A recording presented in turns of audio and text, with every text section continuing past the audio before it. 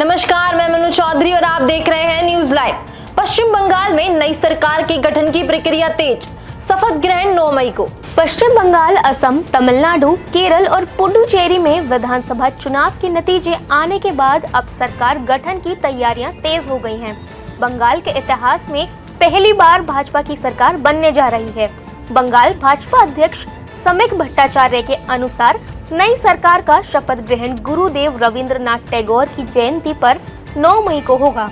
वहीं बंगाल विधानसभा में नेता विपक्ष शुवेंदु अधिकारी आज शाम नवनिर्वाचित विधायकों के साथ दिल्ली पहुंच रहे हैं।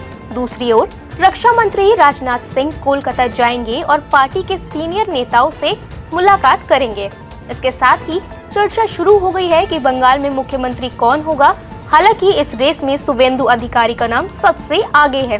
शुवेंदु अधिकारी पिछले 5 साल से राज्य में नेता विपक्ष हैं और उन्होंने मुख्यमंत्री ममता बनर्जी को उनकी सीट भवानीपुर में शिकस्त दी है। राष्ट्रपति से मिले पंजाब के सीएम भगवंत मान, कहा राज्य में लोकतंत्र का मजाक बनाया जा रहा। पंजाब के मुख्यमंत्री भगवंत मान ने राष्ट्रपति द्रौपदी मुर्मू से राष्ट्रपति भवन में मुलाकात की और आम आदमी पार्टी के 6 राज्यसभा सदस्यों के पार्टी छोड़ने के बाद उत्पन्न हालात की जानकारी दी। भगवंत मान ने कहा कि उन्होंने राष्ट्रपति को बताया कि पंजाब में डेमोक्रेसी का कैसा मजाक उड़ाया जा रहा है। दल बदल करने वाले राज्यसभा सांसदों की सदस्यता रद्द कर देनी चाहिए। अगर रिकॉल का कोई प्रोविजन नहीं है तो अमेंडमेंट लाएं। भगवंत मान ने उम्मीद जताई कि राष्ट्रपति न्याय दिलाएंगी। पंजाब के सीएम भगवंत मान पार्टी विधायकों के साथ राष्ट्रपति से मिलने पहुंचे थे, लेकिन विधायकों को रेल भवन के पास रोक लिया गया। वहीं भाजपा में शामिल हुए आम आदमी पार्टी के राज्यसभा सांसद राघव चड्ढा, संदीप पाठक, अशोक मित्तल और राजेंद्र गुप्ता ने भगवंत मान से पहले राष्ट्रपति से मुलाकात की। राघव चड्ढा ने कहा कि उन्होंने राष्ट्रपति को पंजाब सरकार के सरकारी संसाधनों के कथित दुरुपयोग को लेकर अपनी चिंताओं से अवगत कराया और बताया कि राज्य सरकार बदले की भावना से काम कर रही है। ईरान ने सीज फायर तोड़ते हुए यूएई पर किया अटैक। 8 अप्रैल के बाद पहली बार हमला। अमेरिका और ईरान के बीच युद्ध खत्म करने को लेकर सहमति न बनने के बीच तनाव फिर बढ़ गया है। ईरान ने सीज फायर को तोड़ते हुए संयुक्त अरब अमीरात पर ड्रोन और मिसाइलों से हमला किया। बीते 8 अप्रैल को युद्ध विराम के ऐलान के बाद यह ईरान की पहली बड़ी सैन्य कार्रवाई है। यूएई के अधिकारियों ने हमले की पुष्टि करते हुए कहा कि आपातकालीन अलर्ट जारी किए गए हैं और एयर डिफेंस सिस्टम सक्रिय कर दिया गया है। इसके साथ ही दुबई और अबू धाबी में रहने वाले लोगों को इमरजेंसी अलर्ट भेजकर घरों के अंदर रहने और सरकारी निर्देशों का पालन करने की सलाह दी गई है। शुरुआती रिपोर्ट्स के अनुसार ईरान के इस हमले में 3 भारतीय नागरिक घायल हुए हैं, जिन्हें अस्पताल में भर्ती कराया गया है। भारतीय दूतावास ने कहा कि वह स्थानीय प्रशासन के संपर्क में है और प्रभावित भारतीयों को हर संभव चिकित्सा सहायता दी जा रही है। खुलते ही लाल हुआ घरेलू शेयर बाजार। सेंसेक्स 354 और निफ्टी 108 अंक तक लुढ़का। घरेलू शेयर बाजार में आज शुरुआत सुस्त रही और प्रमुख इंडेक्स सेंसेक्स और निफ्टी दबाव में नजर आए। शुरुआती कारोबार में बैंकिंग और फाइनेंशियल शेयरों की कमजोरी ने शेयर बाजार की चाल को प्रभावित किया। आज बाजार की शुरुआत कमजोर रही और खुलते ही गिरावट गहरी होती चली गई।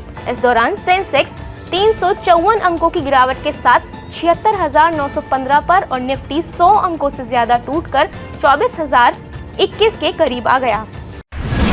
सर्राफा बाजार में उतार चढ़ाव जारी।